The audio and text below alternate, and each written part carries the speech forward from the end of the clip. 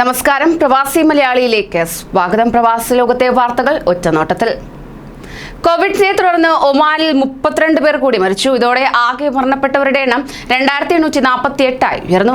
1886 പേർ കൂടി പുതുതായി രോഗബാധിതരായി. ഇതോടെ മൊത്തം രോഗികളുടെ എണ്ണം 2,86,542 1733 പേർക്ക് കൂടി രോഗം ഭേദമായി. 2,24,077 പേരാണ് രോഗമുക്തർ.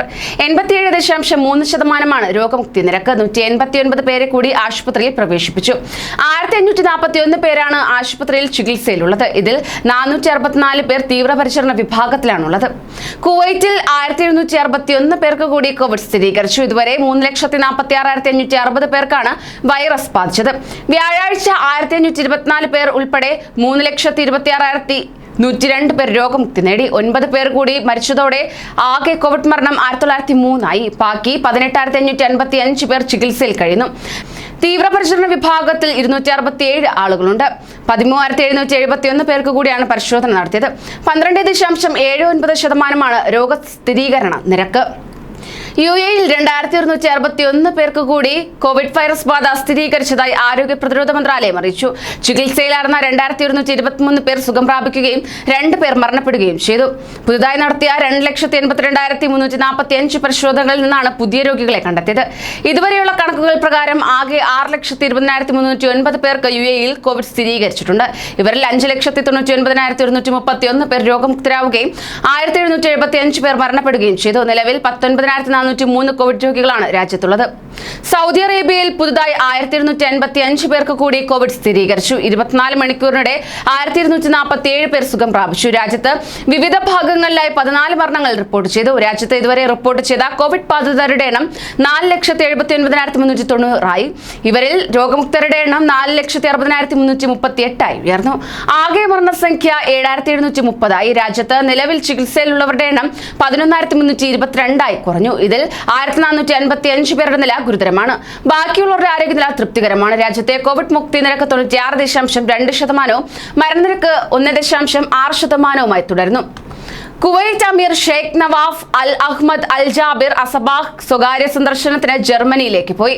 കിരീടാവകാശി ഷെയ്ഖ് മിഷൽ അൽ അഹ്മദ് അൽ ജാബിർ അസബാഹ്, ഷെയ്ഖ് നാസർ അൽ മുഹമ്മദ് അസബാഹ്, പ്രധാനമന്ത്രി Sheikh Sabah Khalid Al Hamad Al Sabah, മുതിർന്ന ഉദ്യോഗസ്ഥർ തുടങ്ങിയവർ അദ്ദേഹത്തെ വിമാനത്താവളത്തിൽ യാത്രയാക്കാനെത്തി. ഖത്തറിൽ പഴയ കറൻസി നോട്ടുകൾ മാറ്റിയെടുക്കാനുള്ള കാലാവധി വീണ്ടും നീട്ടി. ഈ വർഷം ഡിസംബർ 31 വരെ നോട്ടുകൾ മാറാമെന്ന് ബാങ്കുകൾ അറിയിച്ചു. പഴയ നോട്ടുകൾ മാറിയെടുക്കാനായി നേരത്തെ നിശ്ചയിച്ചിരുന്ന അവസാന തീയതി ജൂലൈ 1 ആയിരുന്നു. ഈ തീരുമാനത്തിൽ ഭേദഗതി വരുത്തിയതായും ഈ വർഷം ഡിസംബർ 31 വരെ പഴയ നോട്ടുകൾ മാറാമെന്നും ഖത്തർ സെൻട്രൽ ബാങ്ക് അറിയിച്ചു. Qatar National Bank, Doha bank, Qatar Islamic bank, Ahli bank എന്നിവയുടെ ശാഖകൾ, ATM-കളിലെ ഡെപ്പോസിറ്റ് മെഷീൻ തുടങ്ങിയവ വഴി നോട്ടുകൾ മാറാം. കഴിഞ്ഞ വർഷം ഡിസംബർ 18-നാണ് ഖത്തർ പുതിയ കറൻസികൾ പുറത്തിറക്കിയത്. യാത്രാവിലക്ക് പിൻവലിച്ചതോടെ ദുബായിലെത്താൻ തയ്യാറായി നിൽക്കുകയായിരുന്ന ഇന്ത്യൻ പ്രവാസികൾക്ക് വീണ്ടും തിരിച്ചടി. ഇന്ത്യയിൽ നിന്നുള്ള യാത്രക്കാർക്ക് UAE-യിലേക്കുള്ള വിമാനവിലക്ക് തുടരുമെന്ന് ജനറൽ സിവിൽ ഏവിയേഷൻ അതോറിറ്റി അറിയിച്ചു. കോവിഡിന്റെ 2ാം തരംഗം ഗുരുതരമായി തന്നെ തുടരുന്നതിനാൽ ഇന്ത്യയിൽ നിന്നുള്ള വിമാന സർവീസുകൾ ഇനിയൊരു അറിയിപ്പുണ്ടാകുന്നതുവരെ അനുവദിക്കില്ലെന്ന് GCAA അധികൃതരെ ഉദ്ധരിച്ച് മാധ്യമങ്ങൾ റിപ്പോർട്ട് ചെയ്തു. ഇന്ത്യയിൽ നിന്നുള്ള വിമാന സർവീസുകളുടെ കാര്യത്തിലെ നിലവിലെ സ്ഥിതി തുടരുകയും ചെയ്യും. ഇന്ത്യയിലെ സ്ഥിതിഗതികൾ സൂക്ഷ്മമായി നിരീക്ഷിച്ചു വരികയാണ്. എല്ലാവരുടെയും സുരക്ഷയും സംരക്ഷണവും ഉറപ്പുവരുത്തിയായിരിക്കും വിലക്ക് നീക്കുന്നതിനുള്ള തീരുമാനമെടുക്കുക എന്നും അധികൃതർ അറിയിച്ചു. സൗദിയിൽ 50 വയസ്സിന് മുകളിലുള്ളവർക്ക് വാക്സിൻ നൽകി തുടങ്ങി. കോവിഡ് വാക്സിന്റെ 2ാം ഡോസ് വേഗത്തിൽ വിതരണം ചെയ്യും. മുഴുവൻ ജനങ്ങൾക്കും 2ാമത്തെ ഡോസ് ഉടൻ എത്തിക്കുമെന്ന് അധികൃതർ അറിയിച്ചു. ഡിസംബർ 17-നാണ് സൗദിയിൽ വാക്സിനേഷൻ പദ്ധതി ആരംഭിച്ചത്. ഇതുവരെ 18 വയസ്സിന് മുകളിലുള്ള 70% ആളുകൾക്കും ആദ്യ ഡോസിന്റെ വിതരണം പൂർത്തിയായതായി ആരോഗ്യ മന്ത്രാലയം അറിയിച്ചു. രാജ്യത്ത് 70% പേരും ആദ്യ ഡോസ് സ്വീകരിച്ചു കഴിഞ്ഞാൽ 2ാമത്തെ ഡോസ് വിതരണം ആരംഭിക്കുമെന്ന് നേരത്തെ തന്നെ ആരോഗ്യ മന്ത്രാലയം അറിയിച്ചിരുന്നു. എന്നാൽ കഴിഞ്ഞ മാസം അവസാനം മുതൽ തന്നെ 60 വയസ്സിന് മുകളിലുള്ളവർക്ക് 2ാമത്തെ ഡോസ് വിതരണം ചെയ്തു തുടങ്ങി. കുവൈറ്റിലെ ഇന്ത്യൻ സ്ഥാനപതി CB ജോർജിന് കോവിഡ് സ്ഥിരീകരിച്ചു. കോവിഡ് പോസിറ്റീവ് ആയതായി ഇന്നലെ ട്വിറ്ററിലൂടെയാണ് അദ്ദേഹം അറിയിച്ചത്. ആരോഗ്യ മാർഗനിർദ്ദേശങ്ങൾ പാലിച്ച് ഹോം ക്വാറന്റൈനിൽ പ്രവേശിച്ചിരിക്കുകയാണെന്നും കഴിഞ്ഞ 10 ദിവസത്തിനിടെ താനുമായി സമ്പർക്കം പുലർത്തിയവർ മുൻകരുതൽ നടപടികൾ സ്വീകരിക്കണമെന്നും അദ്ദേഹം അഭ്യർത്ഥിച്ചു. അതേസമയം കോവിഡ് മുൻകരുതൽ നടപടികളുടെ ഭാഗമായി ജൂൺ 27 മുതൽ ജൂലൈ 1 വരെ ഇന്ത്യൻ എംബസി കോൺസുലാർ സേവനങ്ങൾ മുടങ്ങും. അടിയന്തര സേവനങ്ങൾ തുടരും. അടിയന്തര സേവനം ആവശ്യമുള്ളവർ cons1.kuwait@mea.gov.in എന്ന വിലാസത്തിൽ മുൻകൂർ അനുമതി നേടണം. 3 കേന്ദ്രങ്ങളിലും പാസ്പോർട്ട് സേവനങ്ങൾ തുടരുന്നതാണ്.